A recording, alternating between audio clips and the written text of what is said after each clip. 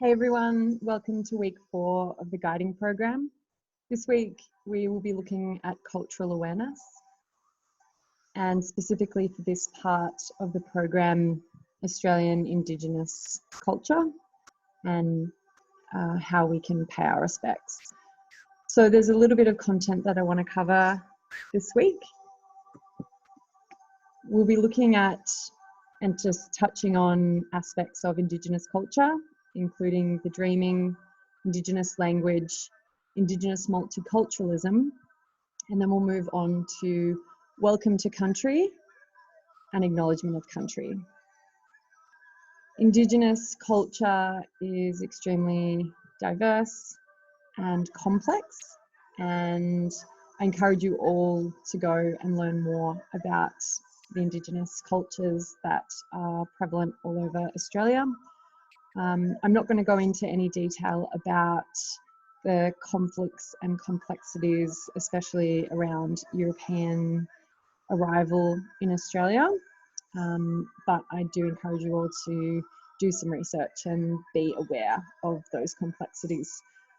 The main reason for touching on this is that it's relevant and important for you to acknowledge traditional owners, especially when talking about their land and when visiting their land as well.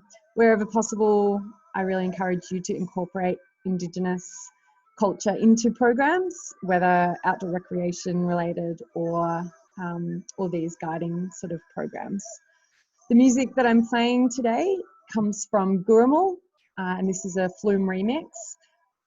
He was an amazing Indigenous musician who was one of the first to bring Indigenous language into mainstream music. So I thought I would play him, and if you're a fan of Flume and interested in finding more of his music, he's actually got a documentary that came out just after his passing, which I encourage you all to watch as well. Anyway, we will get on with today's session. And before we begin, I would like to acknowledge the traditional owners of the country on which I come to you today, the Bratayalong people of the Gunai Kunai Nation, and I recognise their continuing connection to land, waters and culture. I would like to pay respects to their elders, past, present and emerging. You'll notice that on all the slides, most of the slides, I'll have a quote. Please feel free to read them in your own time. I will not be reading them, just covering content relating to the heading.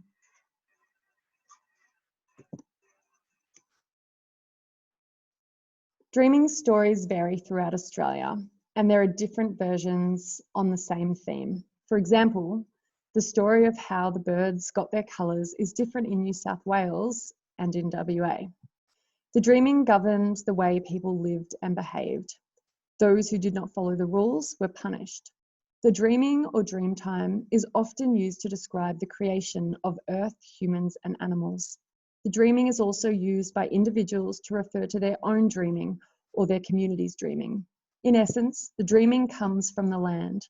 In Aboriginal society, people did not own the land. It was of them, it was part of them, and it was part of their duty to respect and look after Mother Earth. During the dreaming, ancestral spirits came to Earth and created the landforms, the animals and plants. The stories tell how the ancestral spirits moved through the land, creating rivers, lakes and mountains. Today we know the place where the ancestral spirits have been and where they came to rest. There are explanations of how people came to Australia and the links between the groups throughout Australia. There are explanations about how people learnt languages and dance and how they came to know about fire. The dreaming did not end with the arrival of Europeans, but simply entered a new phase. It is a powerful living force that must be maintained and cared for. Language.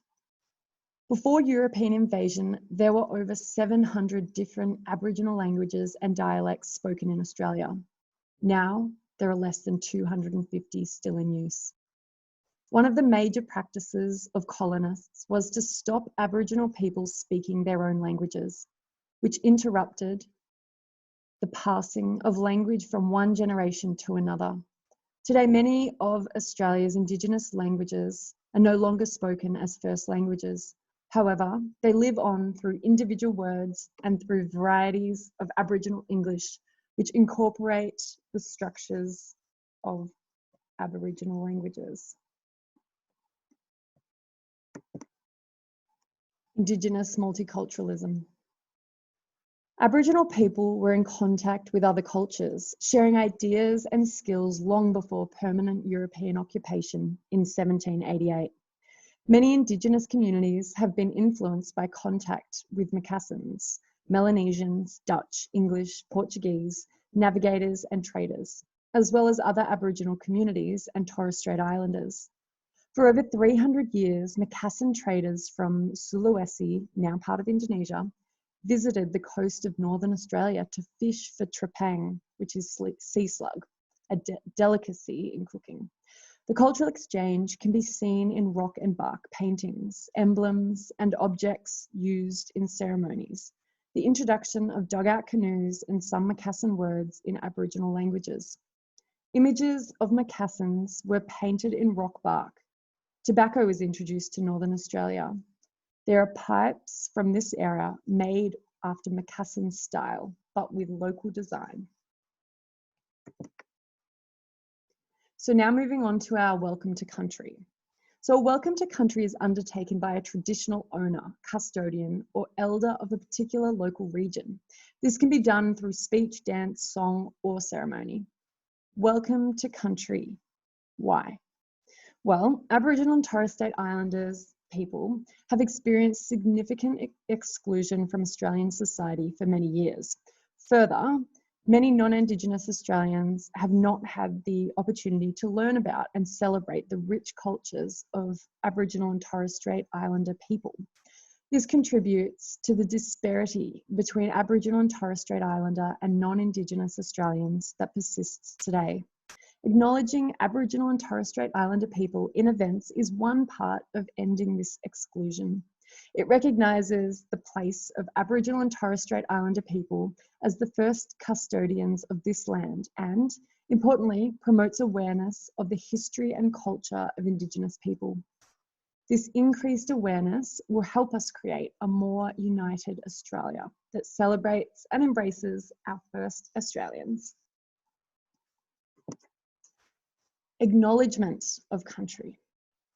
Acknowledgements are often made at the commencement of an event, such as a meeting, a speech, a formal occasion, or moving onto Indigenous land.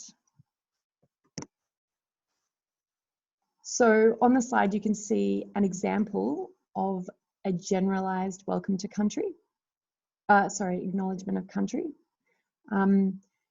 But if you were to know the name of the group or the traditional owners on the land in which you are meeting, you can acknowledge them directly. For example, here in Nayuk, West Gippsland, which is where I am, the traditional owners are the Bratayalang people of the Gunai Kunai Nation. If I were to conduct an acknowledgement of country, which I did at the commencement of this program, I might say, we acknowledge the traditional owners of the country on which we meet here today, the Bratayalang people of the Gunai Kunai Nation, and recognise their continuing connection to land, waters and culture. We pay respects to their elders, past, present and emerging. So we, if you are there with a group or representing an organisation or company, I, if you're an individual, paying your respects.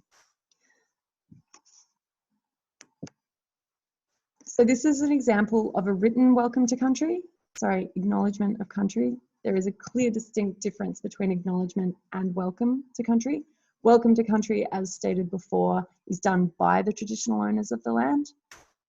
Acknowledgement of country is done by non-Indigenous Australians or non-Indigenous people acknowledging the custodians of the land. So I want to make that clear because I keep referring to them interchangeably. So where possible in your programs, I encourage you all to acknowledge the traditional owners. So please refer to the previous slide for the breakdown, and I will be emailing these slides out to you, so you've got that as well.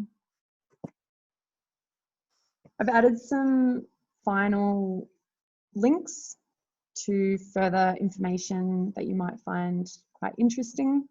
A lot of the information that I've gathered for today's session was from the Australian Museum and Common Ground sites, which have a wealth of knowledge, a wealth of information. Really encourage you all to go delving into those sites. There's also a PDF which talks about the importance of welcome and acknowledgement of country. Then I've provided the link to the Cultural Awareness Indigenous course that I posted on the Facebook page a few weeks back.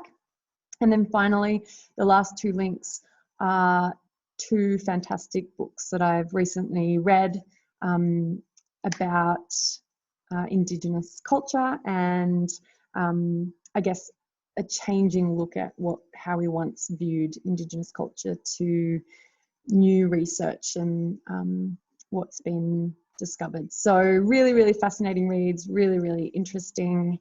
And Dark Emu specifically has actually, I think they're making a mini series on it, and they've also transferred it into a children's book as well as a book, a normal book. So yeah, it's obviously got a huge range of information that they want to get across to many different ages and many different people. So yeah, anyway, I hope you find those links useful, and I hope you found this session useful, and please stay tuned for video 2. All right. See you in video 2.